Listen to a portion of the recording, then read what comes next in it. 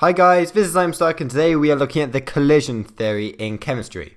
So for a reaction, particles must collide to be a successful reaction.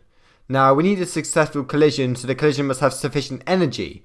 This is to break the existing bonds.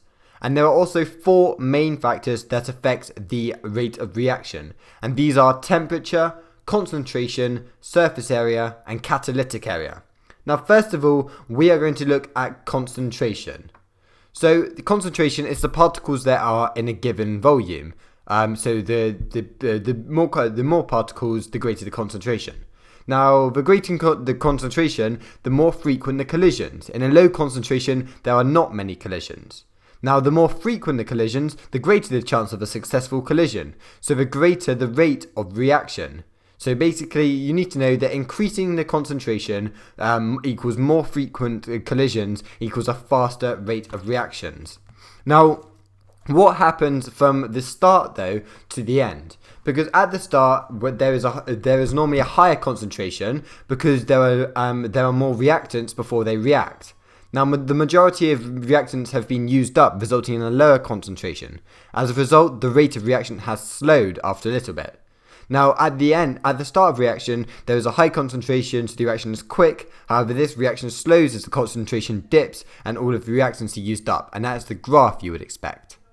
So the next factor though we're going to look at is the effect of temperature. Now, increasing the temperature increases the speed of the particles in a reaction mixture.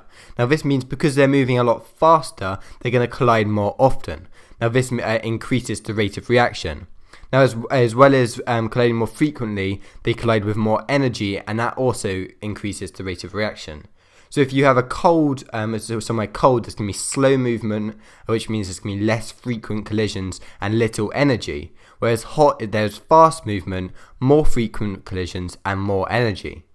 Now, this means that a small change in temperature can actually double the reaction rate, and normally a temperature rise of 10% will double the rate of many reactions, meaning they go twice as fast.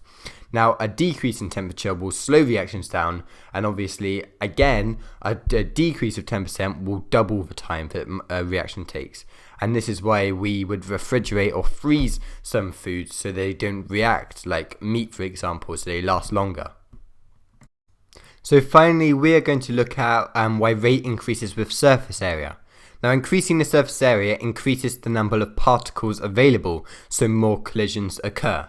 Now, you have to know that the same percentage of collisions will be successful as there are more collisions overall, but the rate of reaction will increase. Now, that's only because there is a larger amount of number of particles available. So if there was a low amount of particles available, even if there was a high temperature, there still wouldn't be as many reactions because of the low surface area.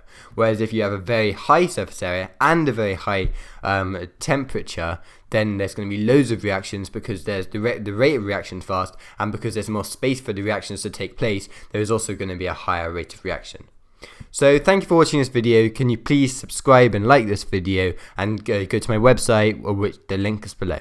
Thank you and see you soon. Bye.